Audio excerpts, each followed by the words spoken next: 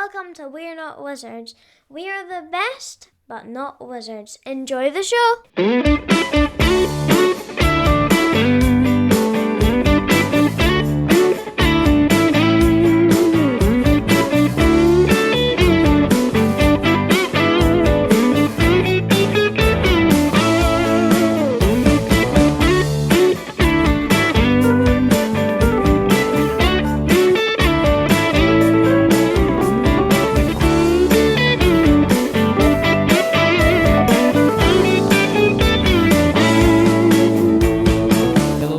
To another episode of We're Not Wizards. My name's Richard. I'll be your host for June.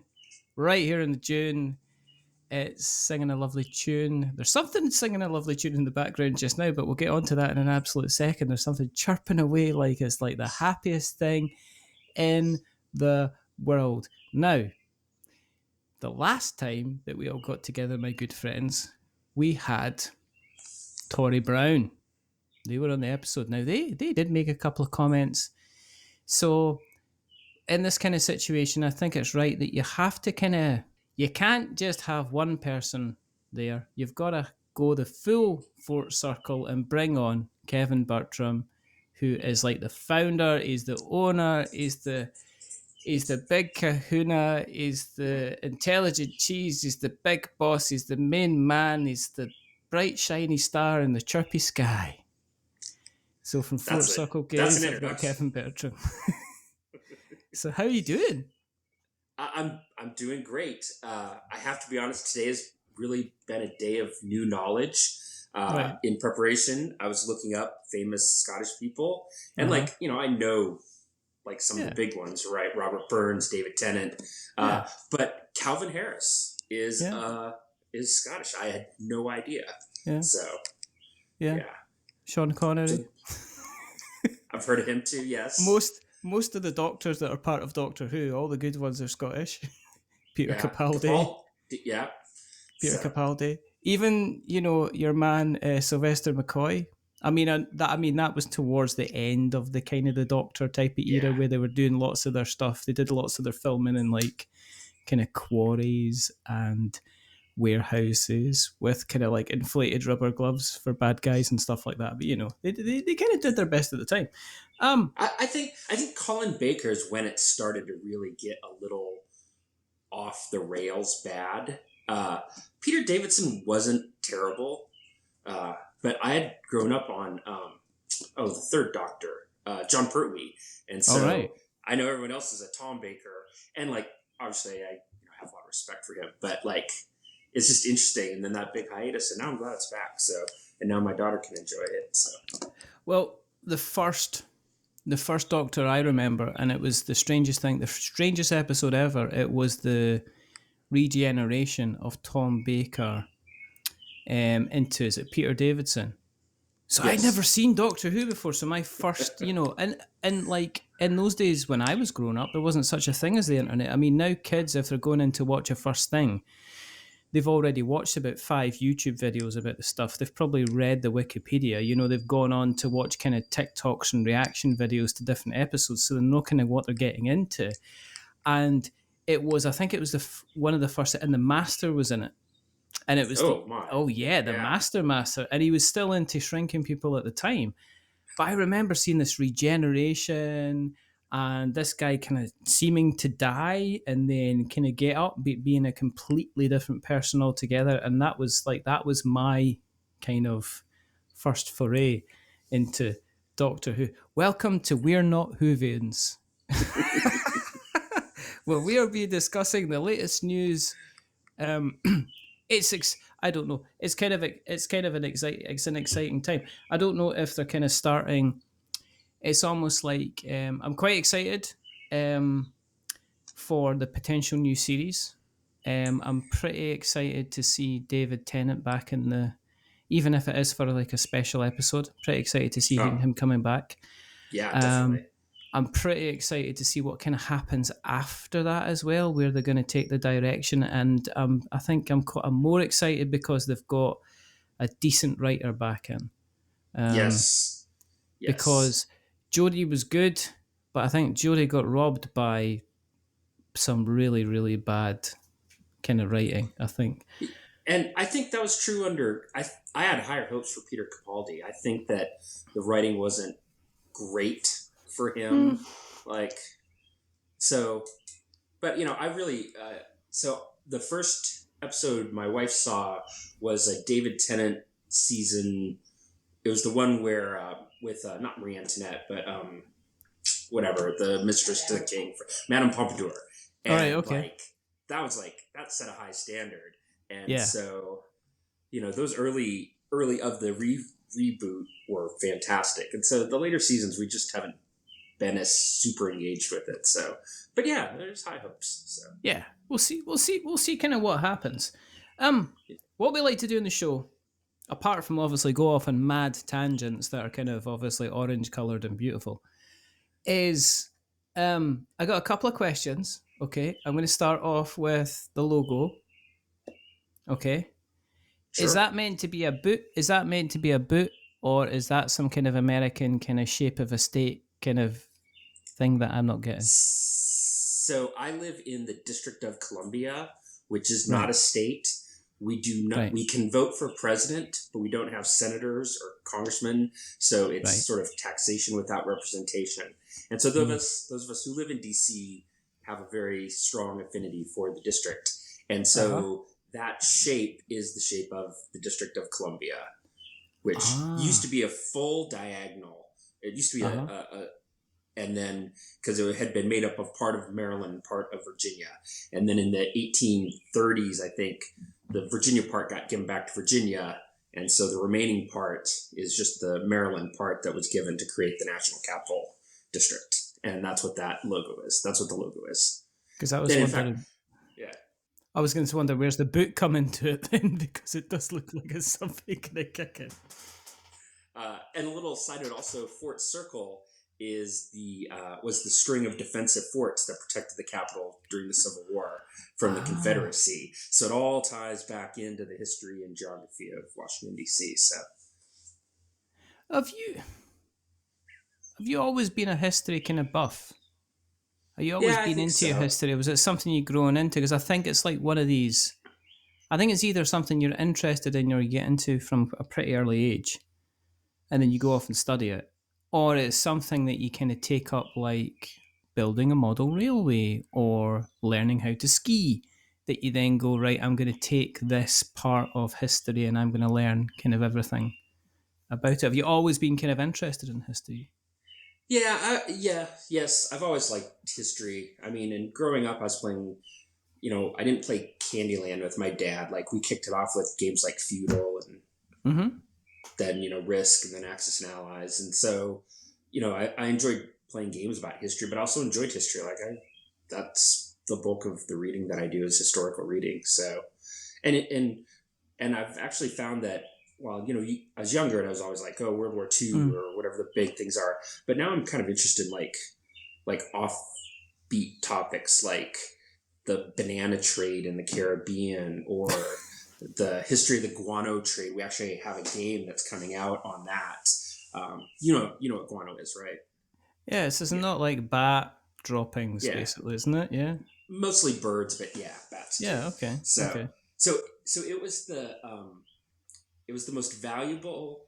It was more valuable than gold because it was the best fertilizer before we had artificial fertilizers, and the wealthiest non-noble in England in the late 1800s was this guy, Mr. Gibbs. Yeah. Robert Gibbs. And so there's a school ditty like Mr. Gibbs made his dibs selling the turds of foreign birds. And I'm like that's history, right? So you got to embrace that kind of weird history. Yeah. So yes. Gee, I mean, you mentioned that, but as you find it, I mean, is there kind of like weird stuff that kind of like you go, oh, that makes kind of like so much kind of sense? Because what I find is when they teach history at school, they almost kind of like teach history to kind of reinforce a certain message. Yeah. Do you know, as in they're teaching kind of like you learn, obviously, you cover like World War II, World War One. And it's like, well, this is the breakdown of the kind of the Turkish Empire, and this is why this was bad, and this is like the German Empire trying to expand, and that's why this is bad, and this is why we all came in and we all won and we were all wonderful, and then let's move on to World War II. but the message seems to kind of like be reinforcing it reinforces all the good bits, but they generally kind of miss out all of the bad stuff that kind of goes Yeah. against kind of what happened at the same time. I mean, history seems to be a kind of a, what was it, the great the great. I always remember. I don't know why I remember this line, but there's a line that Flavor Flav says, and he says, "Remember, it's history, not his story." And obviously, Terry Pratchett also says that history is always written by the victors as well. So, in your journey as you go on, is there really kind of unusual bits of history that you've went, oh, we're kind of taught something a little, or we're teaching our kids kind of something slightly different from that that's not strictly kind of true? Well, you know, what I find is whenever I read a newspaper about some fairly technical subject, it is in broad brushes correct and in the Mm, details all wrong. And I yeah. feel like history education is sort of the same way. Like the broad brushes are correct, right? Like Mm, the Allies won World War II, right? Like that, they cover that well, but like why things really happen, what the interconnections are, they're either brushed over or ignored. So, when you do a deep dive into a historical subject, it's pretty eye opening because, like Tories gave votes for women. yeah. There's it's a she went into much better detail, so I shouldn't even try to tread that ground. But like, the overview is like, oh yeah, there are these two upper class white women. They agitated. Boom, we have votes for women. Right, Hmm. and the story is a lot more difficult and a lot more, complicated than that. But Yeah. I guess at school, right, you're just trying to give the broad brushstrokes to kids. So I guess. So what did you do in terms of academic side in your life? Did you go on to then kind of, what was it you went on to kind of study? Because Tori mentioned that you guys kind of like met at college. So Yes. what was it? What was it you were doing yourself?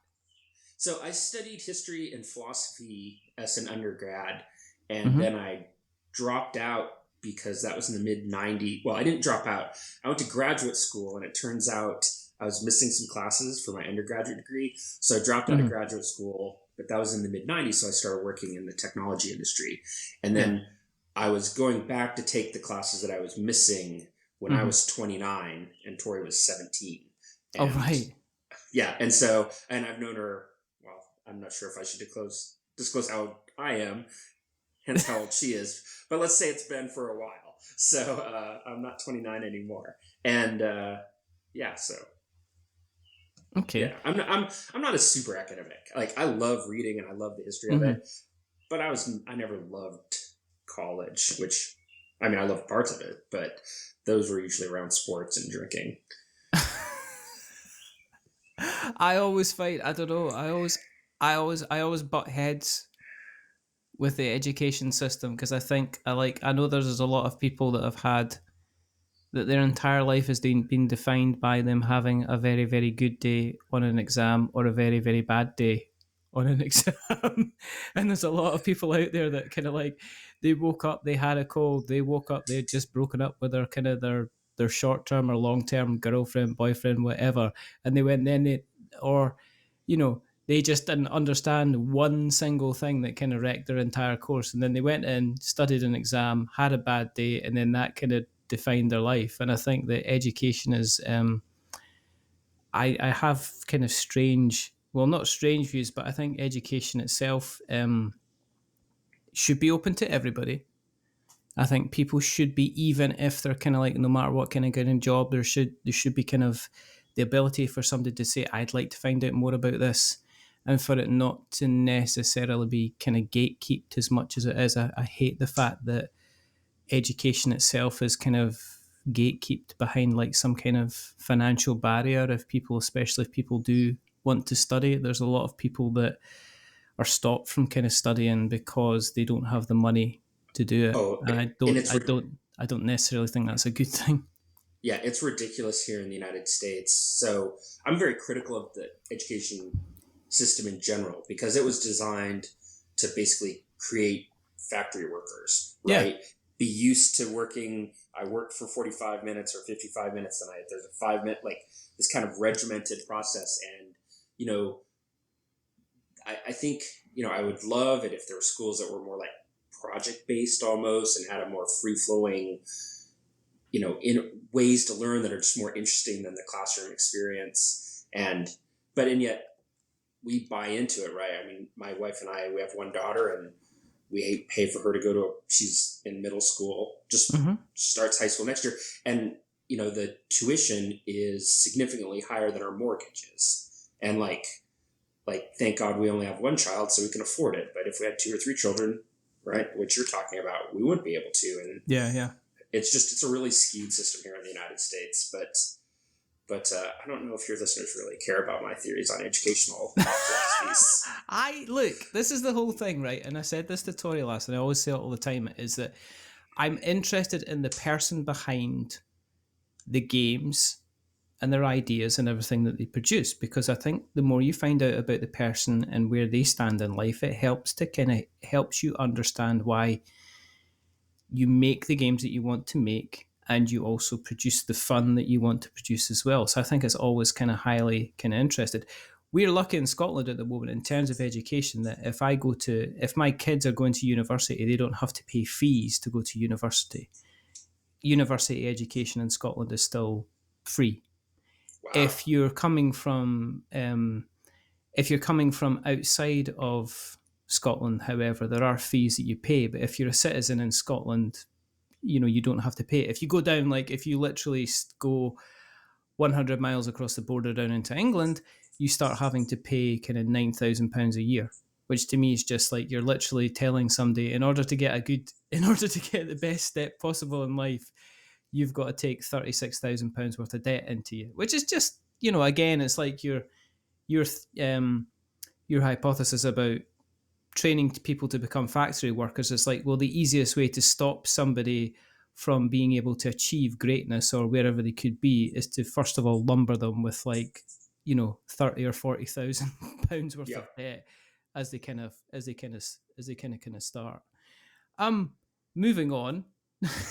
This is like, right, so we're going to be talking about like political kind of board games. So let's start off with a healthy dose of, let's have a starter of politics and starter of Doctor Who. So Doctor Who was like the starter, and then we're having a little kind of aperitif with some politics. But I guess we should talk about cricket now.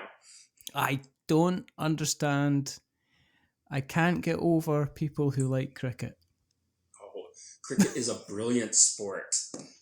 You're like most Americans. Cricket that was meant as an insult too. I like cricket. It's like golf. It's like, as Rabbie Burns said about golf, it's a waste of a good walk. And cricket is just what cricket's like. It's right up there with. I'm sure it's wonderful if you get into it. I've just never. You know what? It's not that. I've just never spent the time and sat down and went, yeah, I want to learn this. It's just a bit complicated. Anything with like overs and throwing and stuff like that. Do you play? Have you played cricket? I've never played cricket. I used to have a tech company, and I had an employee from South Africa. Yeah, and he was trying to convince me that we should go see the World Cup, which was down in the Caribbean. And I was pretty skeptical. And he's like, "No, you're going to love this sport." So he brought in all his gear and explained the game. And I'm still an American, so I like the short version of the game, right? Like a 3-hour game, not a 5-day game. But yeah, I'm all in. It's awesome. So you can't say that because like American football goes on for years. I mean, it's literally one of these things. It's like I remember seeing comments about, it's like somebody complaining about soccer and saying like, or football, proper football, saying, "Oh, only lasts 90 minutes," and they, and they always have to end up having kind of some kind of final, and it's like it's never ever high scoring, and it's like American football isn't high scoring. It's just that you decided that when somebody scores a touchdown, you give them 7 points or whatever instead of 1. I mean, that's the and I've seen the Super Bowl. It's like, and now we're into our 7th hour of the Super Bowl, which obviously people are going to be shouting at their podcast players at the moment, but I don't care. Bring it on.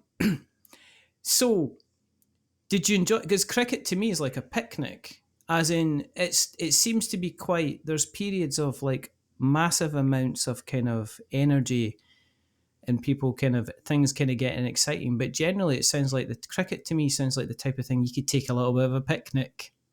You can kind of Well, watch. It's not too strenuous on the eyes.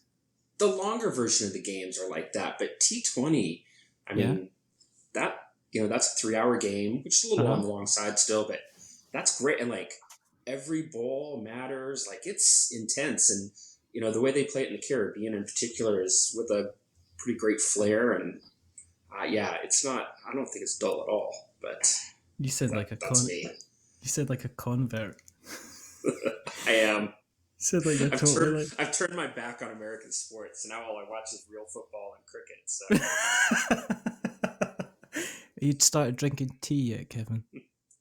I think it was the Doctor Who that I watched as a child. Oh wow, so you're literally you're a UK citizen in waiting. You're just going to be come over here. When the refugees start to move over from America when it falls apart, because it might just do that. Then that's going to be the test. It's going to be like a line and say, right, okay, who wants to come and live in the UK? And it's going to be like, okay, has anybody watched cricket? And has anybody like football? And then you're going to be putting your hands up and you're going to get straight to the front of the queue. Nice. You're going to be fine. And I watched Murder in Paradise, so like I touch all the requirements for citizenship. Oh dear. Which Murder in Paradise is it you watch? Is it the one with the latest one, Ralph Little, or is it the Arden O'Hanlon, or? Well, I've watched all of the seasons up until I'm not sure who. So they're a little bit delayed here. That we get them through Amazon Prime. So, all right. But I've watched from. Actually, I think the very first guy who was only one season. Might have been the best. I don't remember any of their names, but that show is like that's like the perfect just little snack television. You don't have to think at all. No.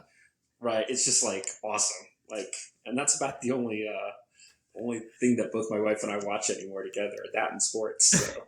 You never ever would want to live there. It's like, let's go to Paradise. It's like no chance, because if I know people I'm are new, dropping like crazy, and I'm just turning up for the first time with my holiday bags, I'm dead within the first 15 minutes of me arriving there, because that's how these things kind of happen. It's like Jessica Fletcher, the famous serial killer, Jessica Fletcher, who went around basically on a callous murdering spree. And then setting up other people, yes. framed hundreds of other people. Do you know what I mean? It's like they're up in like a mountain shack, right? And there's like, oh, this is peaceful. It's like, this is wonderful. I just love the view and everything like that.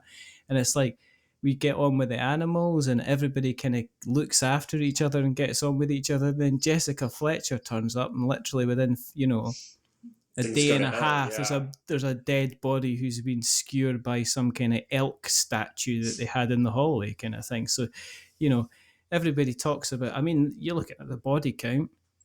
I reckon Jessica Fletcher's like right up there.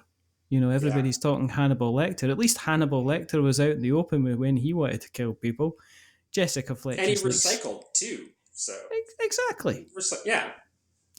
Jessica Fletcher. The Flesh. Terrible woman. Terrible.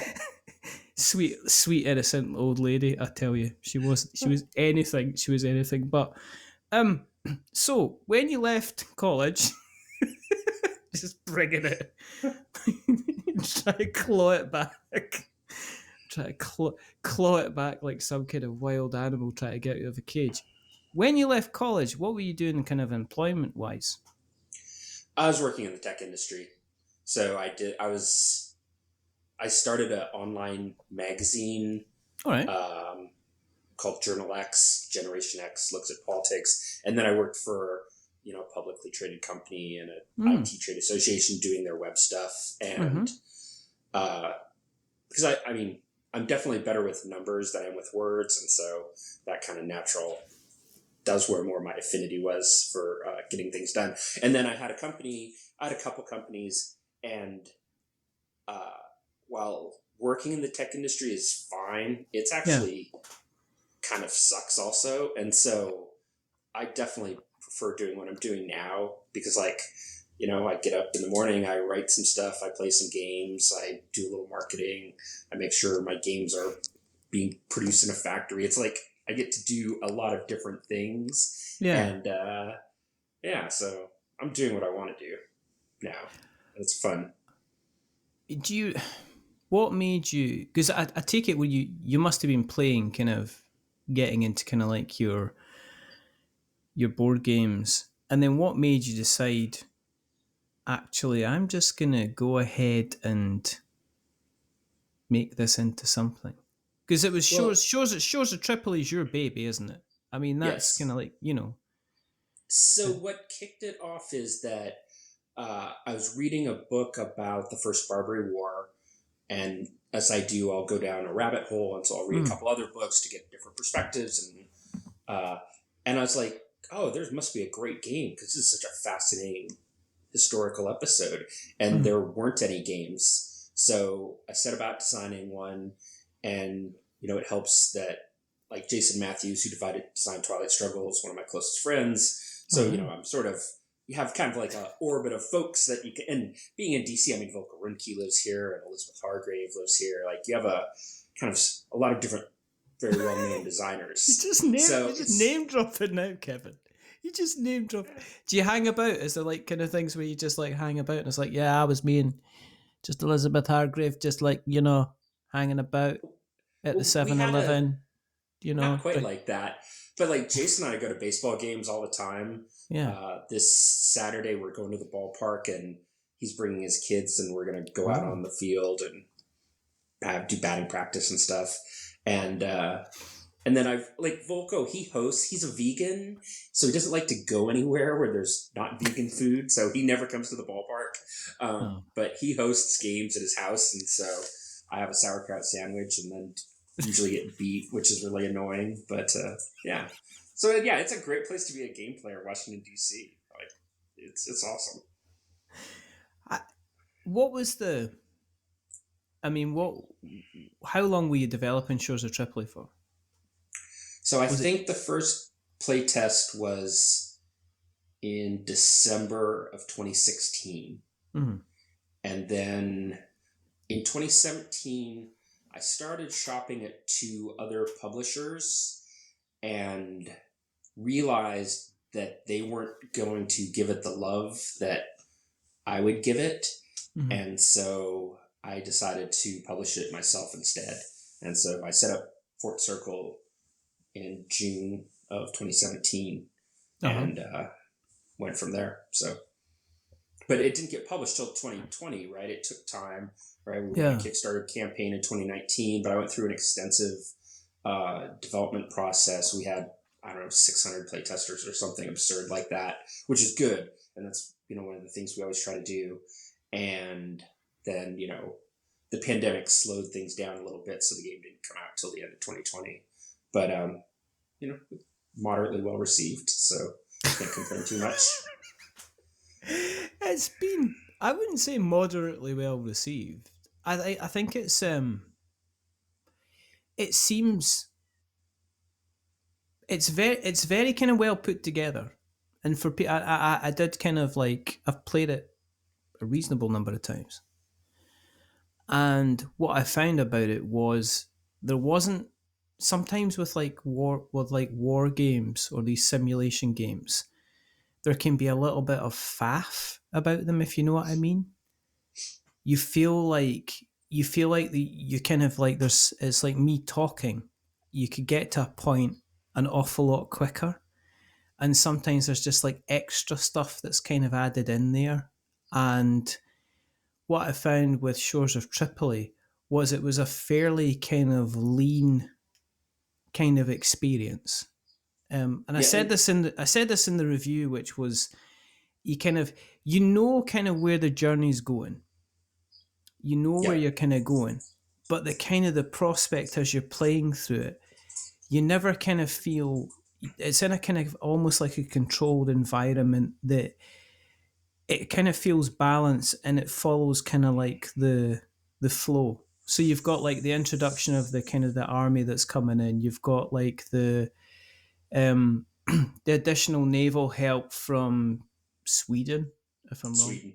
Yeah. Yeah. So you've got that kind of coming in. And these are things that you kind of introduce, but they're kind of introduced in a kind of a balanced, kind of piecemeal manner. But also at the same time, on the design notes, because you're quite unusual that you give an actual design. It's quite unusual because I see some designers kind of give design notes, but usually their inspiration and their thoughts behind the game is something that they kind of bring out in kind of like an interview. Was it did you a conscious decision and say, like, I'm going to write down kind of my thoughts and feelings about the kind of the game and things that I had to take out and things that weren't in the game and stuff like that? Was it a conscious decision to actually produce that as part of the overall game as well? Kind of. So obviously the historical essay was super important to me, Mm-hmm. and that was written by a woman who's now a professor at the U.S. Naval Academy, where the Mm-hmm. game is used in the classroom. And that I knew that was a must-have. And the designer's notes I wrote basically for myself if I was buying this game. I'm like, what would be the things I would be curious about? Mm-hmm. And so I wrote it as if I was buying the game, not knowing anything about it, but like, well, why did they do this? And why did they do this? And so that's the kind of questions I'm always curious about. And so that's why I wrote it that way. We'll probably do a second printing next year, and I might tighten that essay up a little bit. I don't think it's necessarily my best work, but in general, I was happy with the direction of it. So to kind of get a feel for why I did the things I do. Not to exactly change the subject, but I have a Substack that it's called Negotium Ludorum, which is the business of games in Latin. And I talk a lot about like, all right, here's why we're changing how we're doing shipping, or here's why we're changing how we're doing this, or here's why we do this, and here's the cost of this. Because I find that kind of, business history, I guess, or development history really interesting. And I know everybody doesn't, but at least some people do. And so I'm sort of writing towards those like-minded souls, I guess. No, I mean, I totally understand it. I know that there's a few people that kind of do kind of like designer diaries. I know that Frank West does a regular one. Obviously, Jamie Stegmaier is kind of famous for doing his blog, and he kind of, because there still seems to be a little bit of, not secrecy, but I think because board game manufacturing and production and a lot of the journeys that people go through, they go through them by themselves. So they'll decide to Kickstarter something, and then it's like, yep, we managed to get this Kickstarted, and we managed to kind of get it out to you. And a lot of people don't share the kind of the individual journeys of that. I don't know if sometimes it's in case somebody goes, you could have done it this way and it would have saved you 3 months, and they're like going, oh, okay. But I think it takes it's almost like a little bit of courage to kind of put yourself out there and say, okay, this is why we did this, this is why we did that. Especially I can imagine in the kind of the factual gaming kind of community. And obviously the wargaming side of things, I can imagine that if you hadn't said that, I know that we kind of like, I think you mentioned in the design notes, you're talking about the kind of like the frigates that I think the Americans used. You make a note on that. And I read it and I kind of went, oh, nobody's going to comment on that. And they went, no, correct yourself, because I think there would probably be somebody that would be like, I'm sure you probably kind of get, if you went onto the BGG kind of page within, or, some of the wargaming forums and Shores of Tripoli is brought up, you'd probably get somebody that would complain about the kind of the colour of the yellow isn't really actually the yellow that's in the kind of the Swedish flag. I think you'll find that the Pantone for this is this colour, and I think that the one that you've used is actually that colour instead, kind of thing, for that particular time of year, kind of thing. If they care enough to do the research on that, God bless them. Is it too early and too public to say congratulations for the Charles Roberts nomination for Votes for Women? Well, that's a sticky issue. Shall we not talk about that then? No, I'm happy to. On one side, there are some people who are very, their sense of the world has been upset a little bit by that nomination. Right. But then on the flip side, you know, I'm there's an award for like best presentation, and I really think that Votes for Women should have been one of those 5. But you know, reasonable people can disagree, so no big deal on that. The one that I'm a little peeved about is that Tori did not get a nomination for Best New Designer. Yeah. They only had 3, and I'm not meaning to take anything away from the 3 nominations there were, but you know, usually there's up to 5 nominations in these categories. I certainly was a little shocked that Tori was not one of the boys enlisted. So, but maybe that has something to do with it. I mean, talking of that, when Tori was kind of regaling the tale of how Votes for Women kind of came around, they said that basically, well, you know, they came to you and said, what about this idea about, you know, the kind of the suffrage, the 19th Amendment, the kind of the suffrage struggle, and you turned around and basically said, well, that sounds wonderful, go away and make it. Was it like that? Did you actually say, right, off your trot then, go and get it made? Mostly yes, but I'd been thinking about it also, and I think I'd even kind of started dropping the hints to her, and then she thought it was her idea, so it worked out. That was my brilliant plan. It was something like that. I'm gonna go with it. You know, when in doubt, print the legend.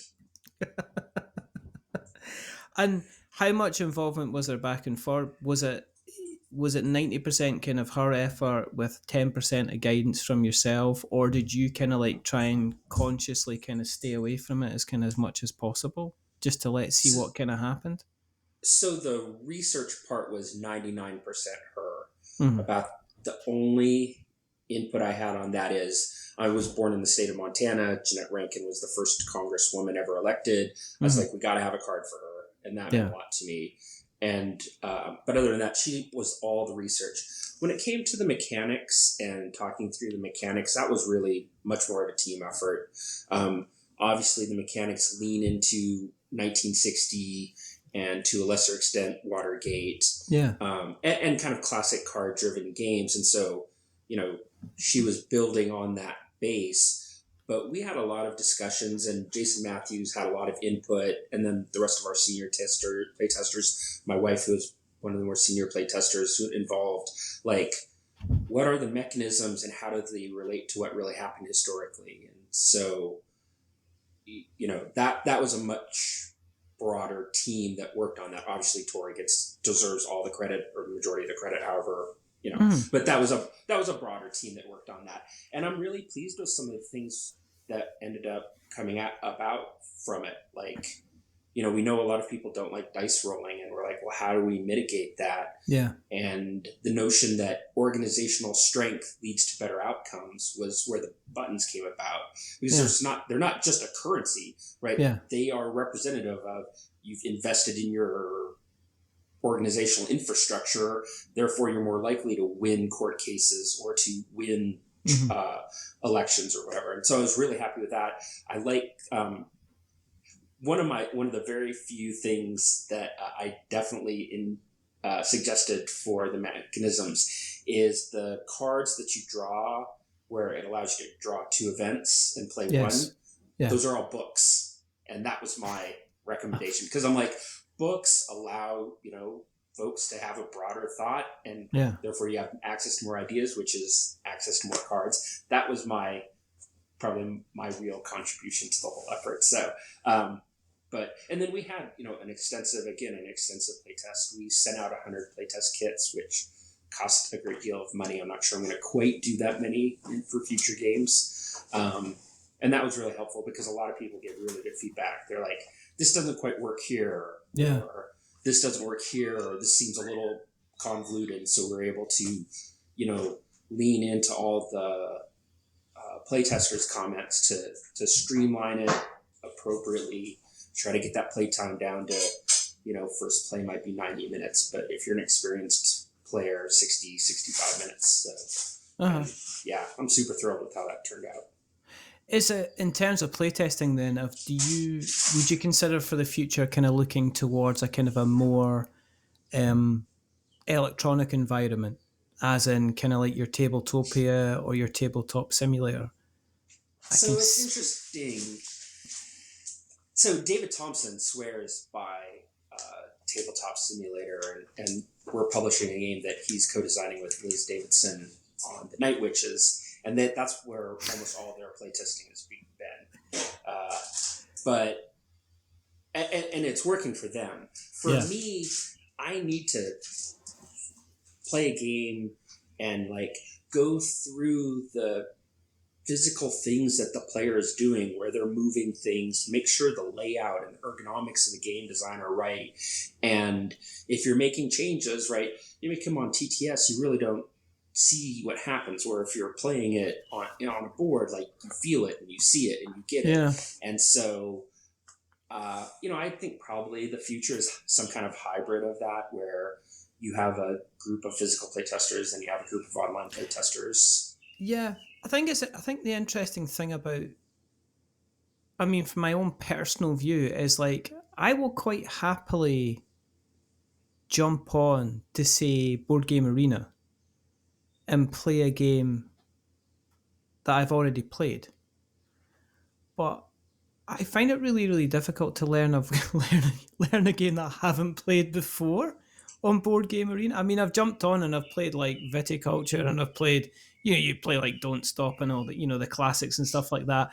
And, even things like, just a few kind of like different games I've kind of like played online.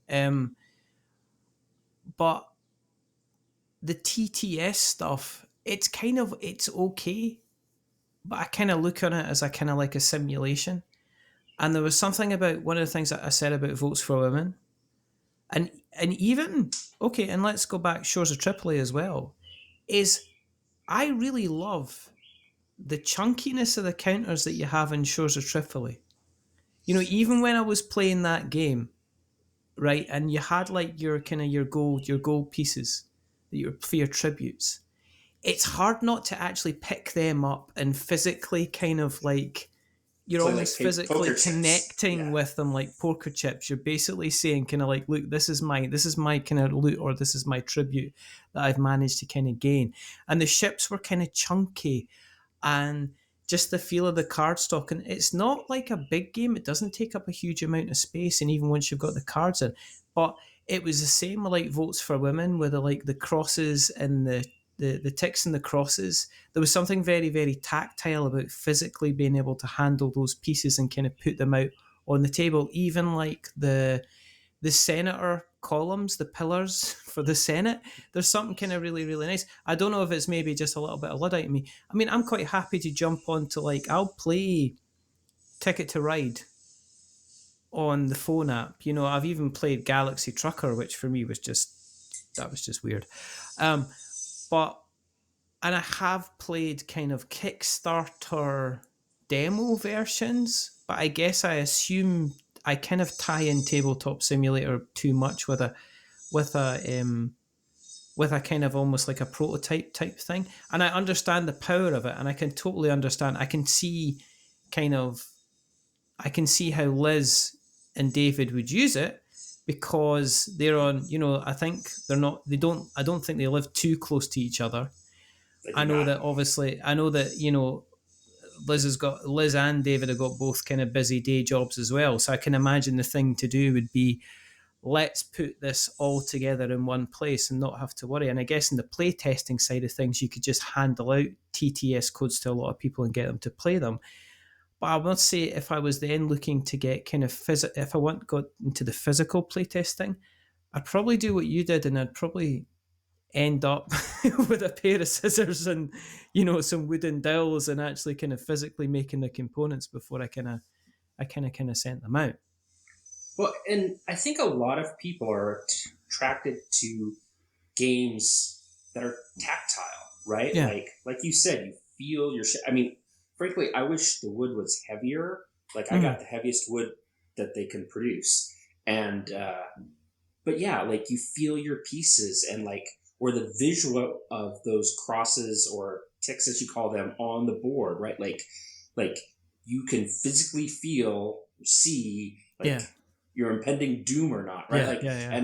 And I just don't think you can replicate that online. It's not as good of an experience. And so even if we do, some playtesting online, I'm, despite working in the tech industry, I am kind of a neo-Luddite in ways, right? Like I want a board game to look good on the board. When I was in college, I worked at a game store. The Gamekeeper is a chain of 40 stores, mostly in the West.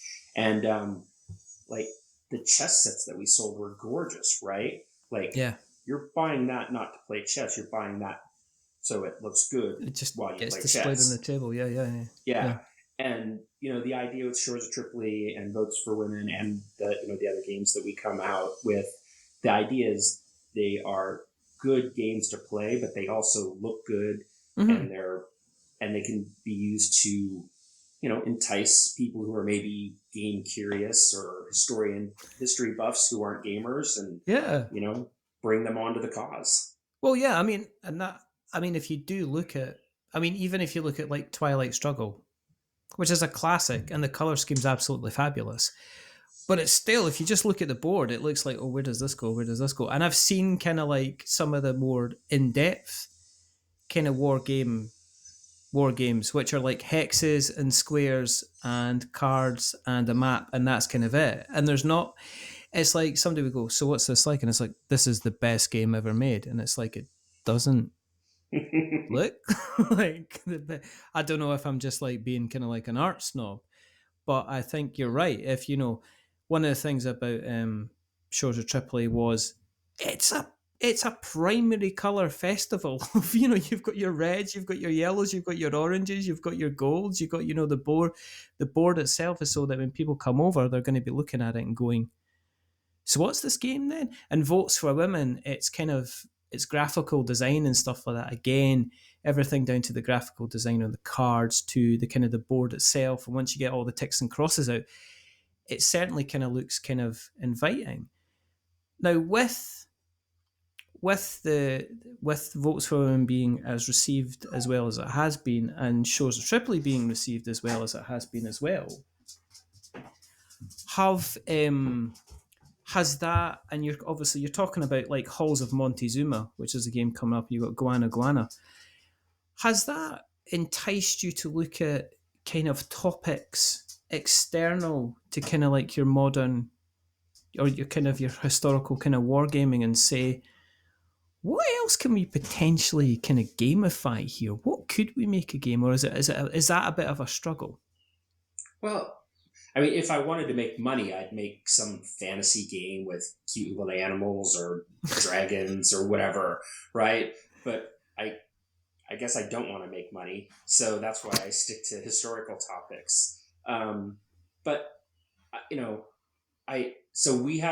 we were pitched a design on D-Day, and I have to be honest, the design was pretty good. I really like it. I'll buy it when it comes out, but I decided not to publish it because there's already several hundred games on D-Day, and I don't know this game added anything to it, and it was a little loose on the history, and I'm like, oh yeah, right? Yeah. And for the purposes of the tape, I would just like to say I've brought up evidence marked ABC, which is the Undaunted Reinforcements box, which is fully full of Undaunted. Indeedy. So I definitely want to do interesting topics. Maybe the furthest afield I would go from history is maybe an alternative history. Jason Matthews and I have been talking about a game where you're John F. Kennedy and you survive the assassination attempt.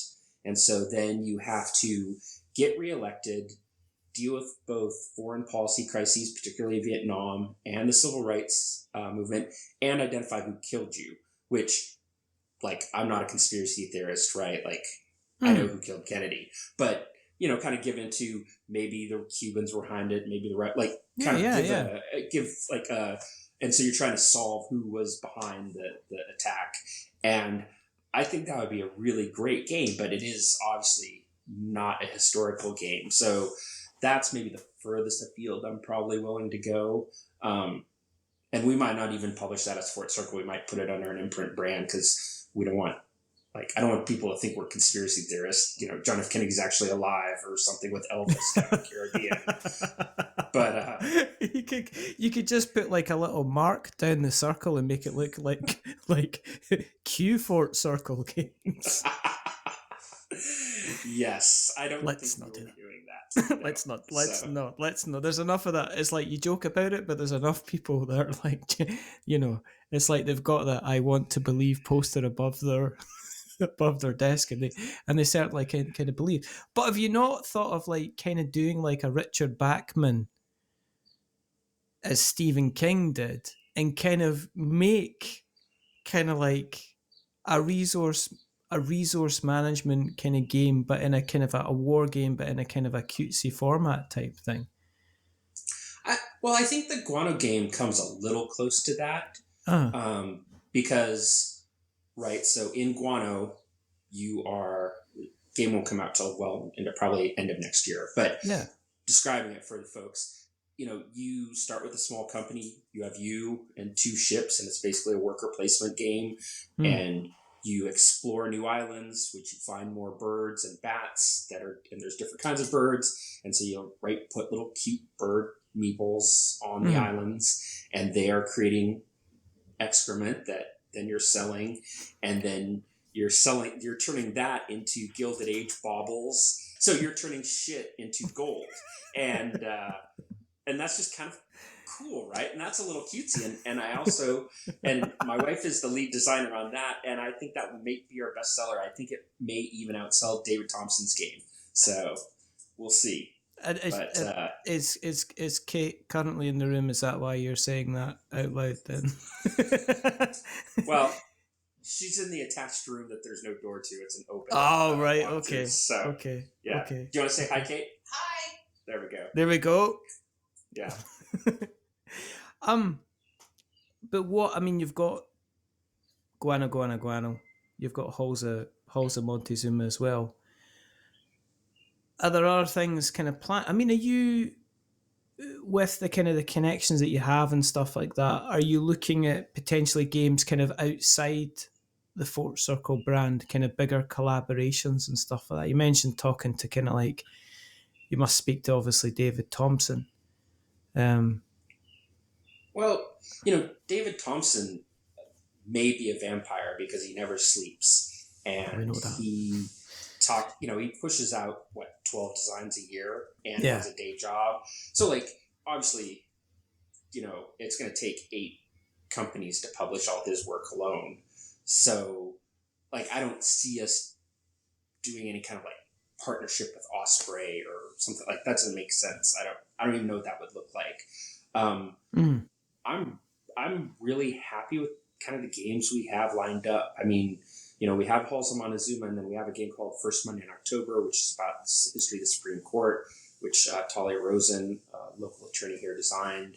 Then we have Hunt for Blackbeard, which is by Volko Ruhnke. That'll probably be the next game after that. We're designing a game about Shakespeare's first folio for the Folger Shakespeare Library here in town. But I'm not sure if we're going to release that as us or under the Folger Library brand, because they're a museum and they actually have more first folios than anybody in England, which is kind of typical American. Well, it's Standard Oil money that funded all that stuff back in the day. You know, and then we have this game on Guano. We have Jason Matthews has 2 games, one about the King Edward VIII and Wallace Simpson abdication. And then on the Treason Trial of Aaron Burr, we have a game on the history of Washington, D.C. We have a couple other designs we're looking at. Maybe some labor, you know, Tori probably will work on a game on the labor movement. So like, this is kind of a broad. Oh, and of course, Night Witches by Liz and David. So like, we are looking at kind of a broad group of games, right? And now the onus is now that the pandemic has mostly run its course as far as affecting production and shipping. You know, now can we be publishing 3, 4, 5 games a year? And that's what I'm focused on. Like, I need to stop, you know, going to baseball games and watching cricket and soccer, and need to work a little bit harder so I can get all these games out so people can enjoy them. What about a cricket game then? What about a cricket game? You can't, you know. What about a cricket game, Kevin? You know, how's that? So that's funny.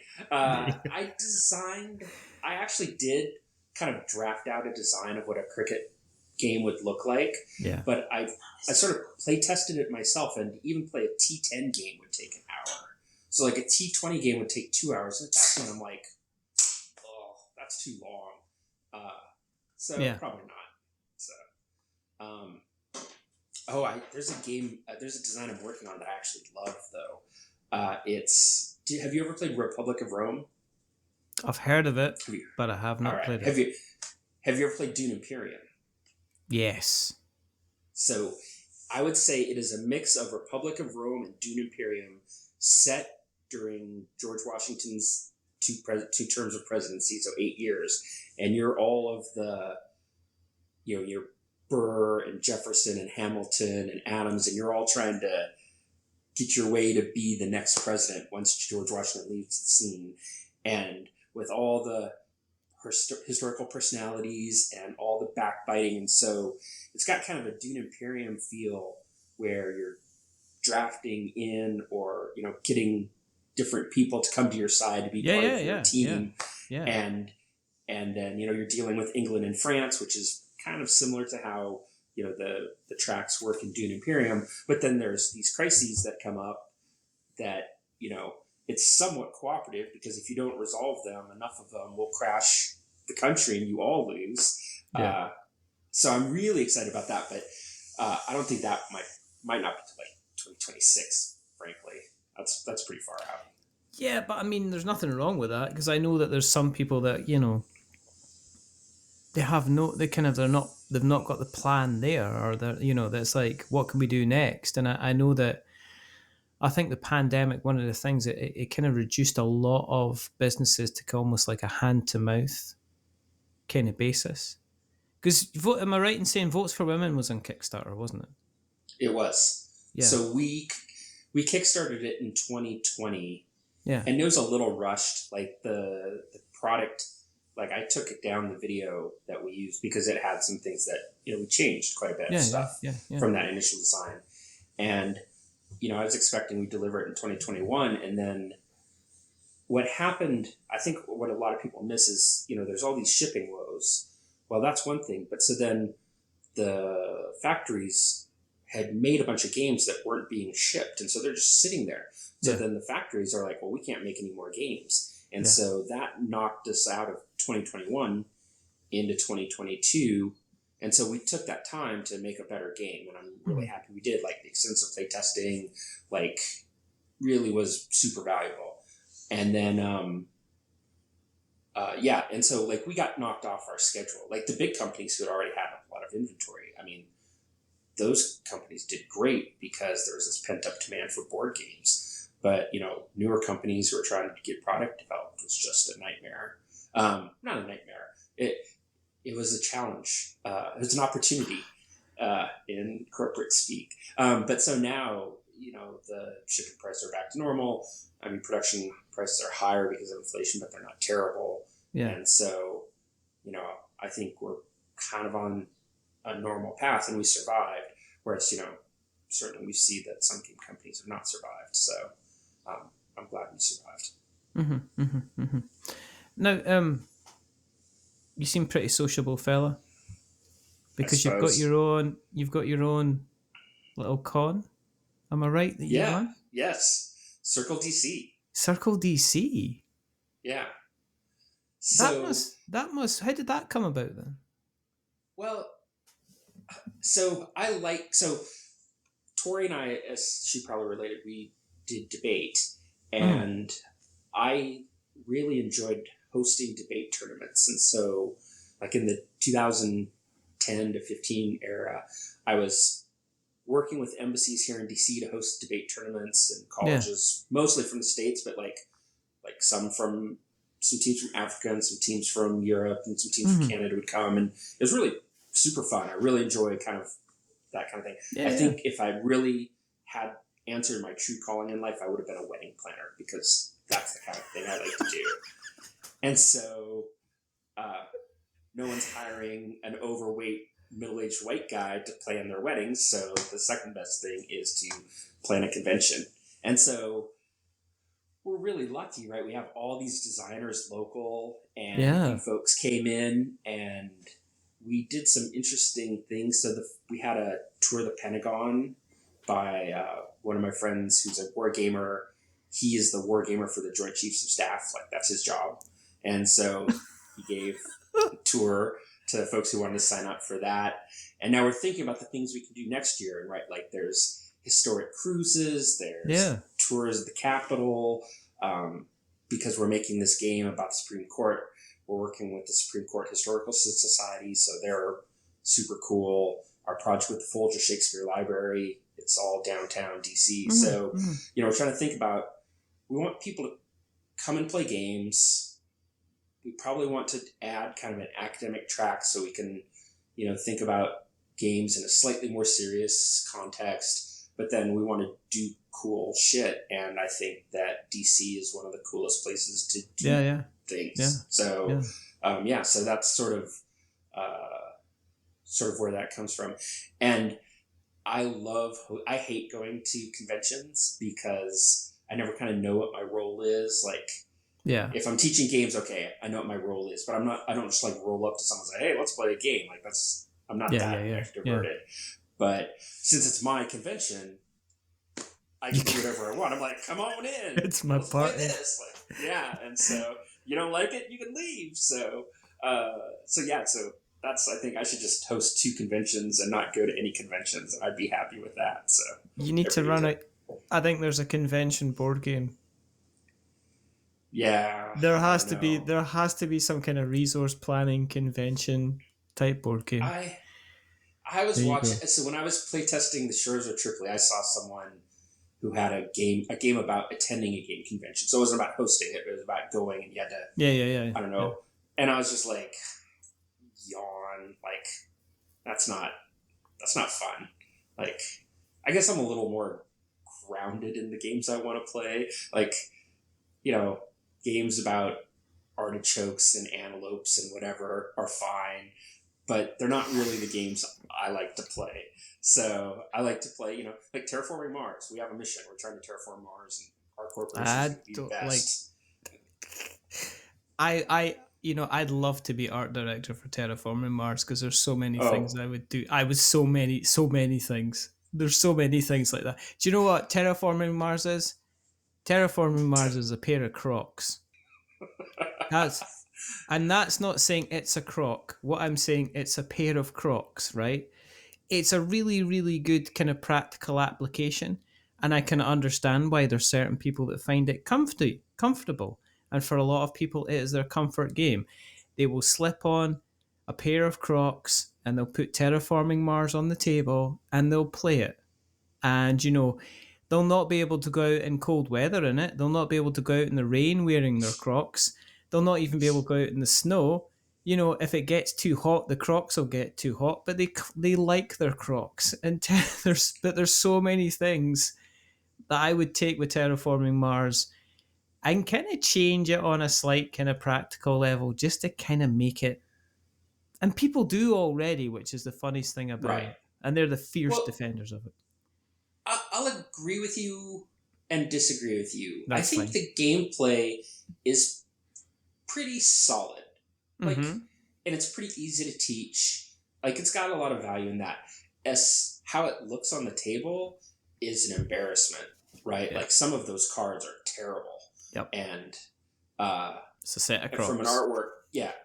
So, I guess I mostly agree. But I think it's a good game. I mean, it's easy to teach to people. People get the metaphor, what you're doing, and that counts for a lot. So, Yeah. And it's sold more copies than Votes for Women. So, time's gonna tell on that. I think that's true. We'll see. time's gonna tell on that. Time's gonna tell on that. If people have listened along and they want to just keep in contact and just keep an eye on your little fort circle, where do you exist on the internet webs, Mr. Bertram? So I'm fairly active on Twitter at Fort Circle. Our website is fortcircle.com. Yes. And then I write about the business of games at budorum.substack.com. And I should link that for my Twitter bio, but I don't. But I'll get on that.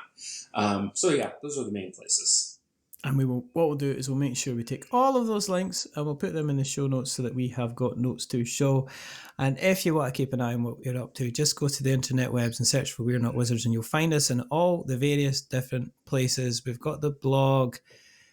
We've got our Twitter account as well. We've got our Instagram account. We've got our Facebook group. We're just everywhere like some kind of hot summer rash, which isn't itchy enough to be annoying and make you get cream, but kind of is just kind of always there in the multimedia background. empire.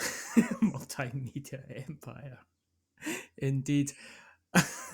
And also, if you've liked what you listened to tonight, go on to your podcast catcher of choice and drop us a rating or review. If you are going to be giving us a rating or review, remember not to give us 10 stars because it makes me big-headed. I don't need to be any more big-headed. But at the same time, don't give me 1 star because it makes us cry. Give me something in the middle, like a 5, because it's average. I'm just a little bit average. But the person who's not been average is rather wonderful, rather fantastic, came full circle with his forts while standing on the shores of Tripoli and looking at his votes for women and making sure the whole thing doesn't turn to guano. It's Kevin Bertram. Thank you very, very much for guesting, Kevin. It's my pleasure. And there's only 2 more things to do. The first thing is to remember that we're many things, but we're not wizards. Are we wizards, Kevin? No, absolutely not. Yes. And the next thing is to say goodbye. So it's a goodbye from Kevin. Say goodbye, Kevin. Goodbye, Kevin. And it's a goodbye from me. Remember, stay safe, roll 6s, make something awful. And if you're liking a bit of history, but then you look at the history books and you're just like, they're history books and they're a bit dull and they're a bit dusty and they're a bit grey and they're a bit boring. You want a little bit more excitement of your history and get yourself to Fort Circle Games. Until the next time, goodbye. A wizard is never late.